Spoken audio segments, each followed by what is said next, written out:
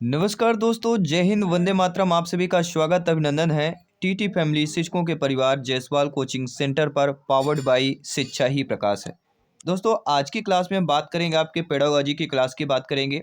Live class में आप सभी का वेलकम, अभिनंदन है। और आज का पार्ट नंबर 19 रहेगा और 19 पार्ट में हम आज के पार्ट में टॉप 20 क्वेश्चन करेंगे। जी हाँ दोस्तों, और आप जो आपका अधिगम अक्षमता का चैप्टर आज हम कंप्लीट कर देंगे, यानी विकलांगता दिव्यांगता का जो चैप्टर था पेडागोजी शिक्षा शास्त्र का, आज हम कंप्लीट कर लेंगे। तो यह भी चैप्टर हमारा कंप्लीट हो जाएगा। बाकी प्लेलिस्ट अवश्य चेक कीजिएगा। प्लेलिस्ट में आपको ऑलरेडी पेडागोजी की प्लेलिस्ट बना दिए गए हैं, जिसमें सभी पार्ट आपके कंबाइंड है। एक ही प्लेलिस्ट में सभी पार्ट मिल जाएंगे, आपको कहीं खोजने या सर्च करने की जरूरत भी नहीं है। तो चलिए, सभी लोग तैयार हैं लाइव क्लास के माध्यम से। एक बार सभी बार कमेंट में यस बोल दीजिएगा। आप यो रेडी, आप सभी लोग हैं? सभी लोग रेडी कमेंट कीजिए। चलिए, आज की क्लास का पहला प्रश्न आ चुका है, जो पिछली क्लास का हमारा मॉक क्वेश्चन था कि किस प्रकार के बालक अस्वस्थ एवं असमयोजित व्यवहार करते हैं। कमजोर बालक, बलवान बालक, बुद्धिमान बालक या पिछड़े बालक। सभी कमेंट कीजिएगा। जी हाँ मेरे प्यारे प्यारे भाइयों की प्यारी प्यारी बहनें, गृहिणी जिनका सपना है टीटी एग्जाम को फतेह करना, जायसवाल सर आप सभी का अभिनंदन, स्वागत कर रहे हैं। दोस्तों, जिस प्रकार के बालक अस्वस्थ एवं असमयोजित व्यवहार करते हैं वह बालक कहलाते हैं, और वह बालक हमारे पिछड़े बालक होते हैं। ना कि कमजोर, ना ही बलवान, ना ही बुद्धिमान। पिछड़े बालक अस्वस्थ एवं असमयोजित व्यवहार करते हैं। अस्वस्थ और असमयोजित किससे संबंध है? पिछड़े बालकों से संबंधित हो जाता है। इसके बाद आपका दूसरा प्रश्न है, वह बुद्धिलब्ध आईक्यू जो पिछड़े बालकों को इंगित करती है। 120 से 140, 90 से 110, 40 से 70, 130 से 170। ऐसा बुद्धिलब्ध, ऐसा इंटेलिजेंस की बात करेंगे, आईक्यू की बात कर रहे हैं, जिससे यह पता चल जाए, ये इससे संकेत मिल जाए कि ये पिछड़े बालक है। तो पिछड़े बालकों के लिए हमारी बुद्धिलब्ध क्या आंकी गई है, किस ग्रुप में रखा गया है? तो वह कहलाती है आपका क्या 90 से 110 होगा? सभी लोग बताइए। क्योंकि देखिए 90 से 10 सामान्य में आता है, क्योंकि 130 से 170 तो हो नहीं सकता, 120 से 140 भी नहीं हो सकता, और 40 से 70 तो पिछड़े बालक ने तो मूक प्रवृत्ति के आते हैं 70 से कम। तो जो पिछड़े बालक को इंगित कर रहा हमारा यहाँ पे दूसरा होगा। ठीक है, जो समान बुद्धिलब्ध को भी इंगित करता है। 90 से 110 जो होता है, 91 से लेके ये हमारा क्या होता है? समान औसत बुद्धिलब्ध की बात की जाती है।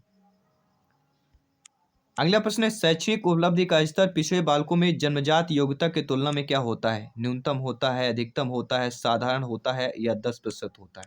सभी कमेंट कीजिएगा। जी हाँ दोस्तों, शैक्षिक उपलब्धि का स्तर पिछड़े बालकों में जन्मजात योग्यता की तुलना में क्या होता है? न्यूनतम, अधिकतम, साधारण, 10%।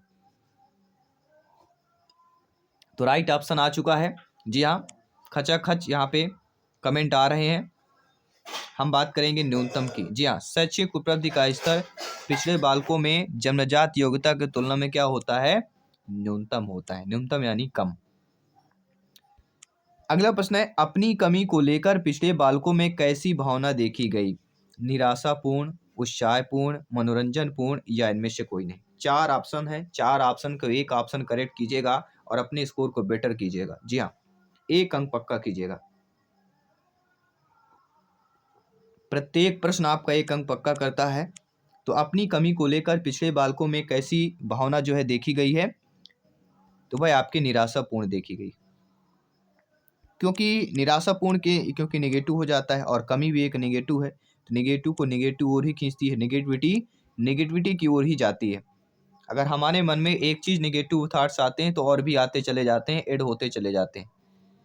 लेकिन जब हम पॉजिटिव सोचते हैं तो हमारी पूरा जो है पॉजिटिव और सकारात्मक चीज़ें होती हैं। शब्द मंदबुद्धि, अल्पबुद्धि, विकल्प बुद्धि इत्यादि किस अर्थ को परिभाषित करेंगे? मानसिक मंदता को, तीव्र बुद्धि को, या इनमें से कोई नहीं? सभी कमेंट कीजिएगा। जी हाँ दोस्तों, शब्द मंदबुद्धि, अल्पबुद्धि, विकल्प बुद्धि इत्यादि जिस अर्थ को परिभाषित करते हैं वह अर्थ जो होता है हमारा कहलाता है मानसिक मंदता की बात करेंगे। शब्द मंदबुद्धि, अल्पबुद्धि, विकल्प बुद्धि इत्यादि जिस अर्थ को परिभाषित करते हैं वह हमारा है मानसिक मंदता। कोई भी डाउट हो बेफिक्र कमेंट कर सकते हैं, कमेंट बॉक्स ओपन है ऑलवेज 24 आवर्स। अगला प्रश्न है, शैक्षिक मंदता का मुख्य कारण विद्यालय में उपस्थित होता है। दोषपूर्ण विद्यालयीन वातावरण, कठोर पाठ्यक्रम, ए व बी दोनों, या इनमें से कोई नहीं। सभी कमेंट कीजिए। दोस्तों, शैक्षिक मंदता का मुख्य कारण विद्यालय में उपस्थित होता है। क्या उपस्थित होता है? तो वह हो जाता है आपका ए व बी दोनों, अर्थात दोषपूर्ण विद्यालयीन वातावरण और कठोर कार्यक्रम। तो यहाँ पे हमारा ए व बी दोनों ऑप्शन सही हो जाएंगे, यानी जो सी ऑप्शन हमारा कह रहा है बिल्कुल सही कह रहा है। आइए बात करते हैं आपके अगले प्रश्न की। सभी कमेंट कीजिएगा लाइव चैट के माध्यम से। जी हाँ, एक बार वीडियो को लाइक अवश्य कर लीजिएगा। जी हाँ, बहुत बहुत धन्यवाद सभी का।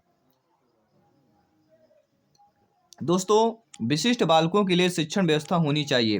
पृथक में होनी चाहिए, विशिष्ट में होनी चाहिए, दोनों में होनी चाहिए, या इनमें से कोई नहीं। तो विशिष्ट बालकों के लिए शिक्षण व्यवस्था कैसी होनी चाहिए? आप सभी लोग भावी अध्यापक अध्यापिकाएं हैं, शिक्षक बंधु हैं, ज्ञानी सर्व व्याख्याता लोग हैं, सभी कमेंट कीजिएगा। विशिष्ट बालकों के लिए शिक्षण व्यवस्था कैसी होनी चाहिए? तो आप सभी लोग जानते हैं पृथक और विशिष्ट दोनों रूपों में होनी चाहिए, अर्थात जो सी ऑप्शन हमारा कह रहा है बिल्कुल सही और सटीक कह रहा है। इसके बाद हम बात करते हैं आपके अगले प्रश्न की। दोस्तों, असाधारण या विशिष्ट बालकों का वर्ग जो होता है प्रतिभाशाली होता है, अपचारी होता है, दोनों होता है, या इनमें से कोई नहीं। तो असाधारण या विशिष्ट बालकों का वर्ग या ग्रुप होता है वह किस प्रकार का होता है? तो आप सभी लोग जानते हैं वह ग्रुप आपका प्रतिभाशाली और अपचारी दोनों होता है, अर्थात जो सी ऑप्शन कह रहा है ए व बी दोनों होगा, बिल्कुल सही हो जाए। अगला प्रश्न है जो कि बहुत ही इंटरेस्टेड प्रश्न है, ध्यान दीजिएगा।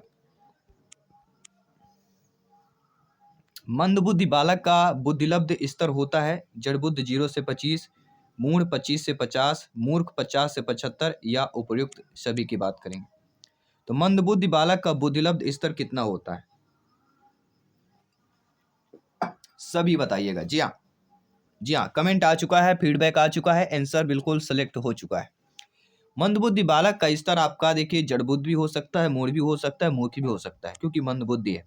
तो मंदबुद्धि के सारे प्रकार सारे टाइप्स हो सकते हैं, इसलिए आपका डी ऑप्शन यहाँ पे सही हो जाएगा। इसके बाद है आपका अगला प्रश्न कि छात्रों की संख्या विशिष्ट कक्षाओं में होती है। जी हाँ, सभी लोग बताइए। छात्रों की कक्षा जो है, छात्रों की संख्या विशिष्ट कक्षाओं में होती है 1 से 20, 1 से 100, 1 से 50, 1 से 60। सभी कमेंट कीजिए।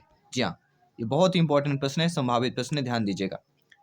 छात्रों की संख्या विशिष्ट कक्षाओं में कितनी होती है? अगर कोई एक विशिष्ट संख्या है या जो एक आपकी विशिष्ट कक्षा है तो उस पर छात्रों की संख्या कितनी होगी? तो उस पर छात्रों की संख्या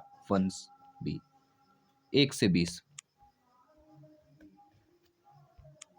अगला प्रश्न है, मंदता या शैक्षणिक पिछड़ापन का एक गंभीर कारण या रीजन होता है निम्न सामान्य बुद्धि होता है, मंद बुद्धि होता है, तीव्र बुद्धि होता है, या इनमें से कोई नहीं। दोस्तों, मंदता या शैक्षिक पिछड़ापन का जो गंभीर कारण है, जी हाँ, बहुत गंभीर कारण जो हमारा सेलेक्ट होकर आया है वह है निम्न सामान्य बुद्धि। जी हाँ, मंदता या शैक्षिक पिछड़ापन का गंभीर कारण सामान्य बुद्धि माना गया है।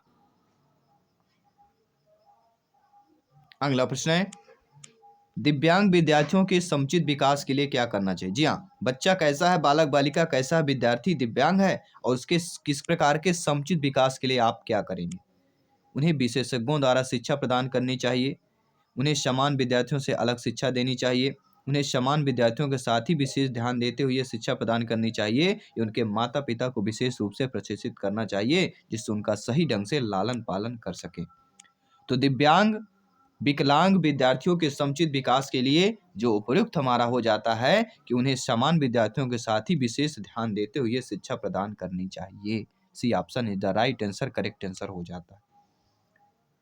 इसके बाद है आपका अगला प्रश्न, श्रवण हास से ग्रसित बच्चे कक्षा में किस मुख्य नैराश्य या अर्थात कुंठा का सामना करते हैं? दूसरों के साथ संप्रेषण करना तथा सूचनाओं को बांटने में अक्षमता, दूसरे विद्यार्थियों के साथ परीक्षा देने में अक्षमता, प्रस्तावित पाठ्य पुस्तक को पढ़ने की अक्षमता, खेल कूद में भागीदारी निभाने की अक्षमता। तो श्रवण हास, जी हाँ, श्रवण मतलब सुनाई देना, हास मतलब कमी, सुनने में कमी से ग्रसित बच्चे कक्षा में जिस मुख निराश मुख या कुंठा का सामना करते हैं, वह हमारा ऑप्शन कौन सा सही हो जाता है, और वह हमारा ऑप्शन हो जाता है कि दूसरों के साथ संप्रेषण करना तथा सूचनाओं को बांटने में अक्षमता की बात करते हैं। नो डाउट, आई होप आप समझ गए होंगे। आइए बात करते हैं आपके अगले प्रश्न की। अगला प्रश्न पूछा जा रहा है कि डिसलेक्सिया मुख्य रूप से किसकी समस्या से संबंधित है? सुनने से, पढ़ने से, बोलने से, या बोलने या सुनने दोनों से हो जाता है? सभी कमेंट कीजिए। देखिए, जब भी डिसलेक्सिया का जिक्र होता है एक ही नाम आता है, वह है पढ़ना। जी हाँ दोस्तों, डिसलेक्सिया मुख्य रूप से किसकी समस्या से संबंधित हो जाता है? आपके पढ़ने संबंधी समस्या हो जाता है, पढ़ने संबंधी अक्षमता की बात करते हैं।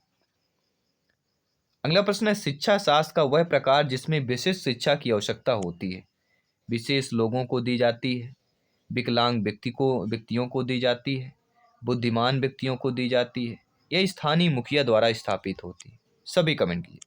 शिक्षा शास्त्र पेडागॉजी का वह प्रकार जिसमें विशेष शिक्षा की आवश्यकता होती है, वह आपकी किसके द्वारा दी जाती है? सभी कमेंट कीजिएगा। जी हाँ, तो वह होता है विकलांग व्यक्तियों को दी जाती है। अब देखिए, यहाँ पे हमारा चैप्टर ही चलता है दिव्यांगता, अधिगम अक्षमता, विकलांगता का चैप्टर चल रहा है, तो यहाँ तो आपको करेक्ट है कि वो होगा, लेकिन एग्जाम में आपको करेक्ट नहीं होगा कि कौन सा प्रश्न किस टॉपिक से कहाँ पर पूछा गया है, कौन से नंबर पर पूछा गया है। तो शिक्षा शास्त्र का वह प्रकार जिसमें विशिष्ट शिक्षा की आवश्यकता होती है, विकलांग व्यक्तियों को दी जाती है। अगला प्रश्न है, मंद अधिगमकर्ता जिनकी शैक्षिक उपलब्धि सामान्य योग्यता से कम रह जाती है कहे जाते हैं? पिछड़े, विशेष, बाल अपराधी, या मानसिक रूप से कमजोर? तो मंद अधिगमकर्ता जिनकी शैक्षिक उपलब्धि सामान्य योग्यता से कम रह जाती है, उनको क्या कहा जाता है? जी हाँ दोस्तों, देखिए, मंद अधिगमकर्ता जिनकी शैक्षिक उपलब्धि सामान्य योग्यता से कम रह जाती है, तो उनको कहा जाता है पिछड़ा। जी हाँ दोस्तों, मंद अधिगमकर्ता में जिनकी शैक्षिक उपलब्धि समान होती है, नॉर्मल होती है, उनको क्या कहा जाता है? उनको पिछड़े कहे जाते हैं, पिछड़े बालक। अगला प्रश्न यहाँ पे पूछा जा रहा है कि निम्नलिखित में से कौन सी अक्षमता, जी हाँ, केवल जन्मजात होती है? जी हाँ, ऐसी अक्षमता का बताइए, ऐसी अक्षमता का नाम बताइए जो केवल और केवल जन्मजात होती है। क्या वह आपका दृष्टि दोष है? क्या वह आपका श्रवण दोष है? क्या वह मूक बधिर है या मंदबुद्धि है? 4 बेहतरीन ऑप्शंस है और सेलेक्ट एक ही करना है और फटाफट अंदाज में करना है। तो इनमें से जो अक्षमता केवल जन्मजात होती है, वह आपका मंदबुद्धि हो सकता है। जी हाँ, डी ऑप्शन यहाँ पे सटीक आपका आंसर हो जाता है। नो डाउट, आई होप आप सभी लोग समझ गए। अगला प्रश्न है, दृष्टि दोष से युक्त बच्चों की आकृतियों का ज्ञान देना चाहिए? मौखिक व्याख्यान द्वारा, त्रिआयामी आकृतियों के स्पर्श द्वारा, क्षेत्र भ्रमण द्वारा, या उपयुक्त में से कोई नहीं? दोस्तों, दृष्टि दोष से युक्त बच्चों की आकृतियों का ज्ञान कैसे देना चाहिए? सभी कमेंट कीजिएगा। तो उसको दोस्तों त्रिआयामी आकृतियों के स्पर्श द्वारा देना चाहिए। जी हाँ, जो बच्चे बालक बालिका दृष्टि दोष युक्त हैं, उनको जो है आकृतियों का ज्ञान देना चाहिए त्रिआयामी आकृतियों के स्पर्श द्वारा, क्योंकि स्पर्श है, जो बच्चों देख नहीं सकता वह स्पर्श कर सकता है, अनुभव कर सकता है। और लुई ब्रेल के आपके 6 डाट वाली आप सभी लोग समझते हैं, यहाँ पे हमारा बी ऑप्शन करेक्ट हो जाता है। नो डाउट, मेरे सभी प्यारे मित्र शिक्षा बंधु अच्छे तरीके से समझ रहे हैं, कमेंट कर रहे हैं, फीडबैक कर रहे हैं। अगला प्रश्न स्क्रीन पर है।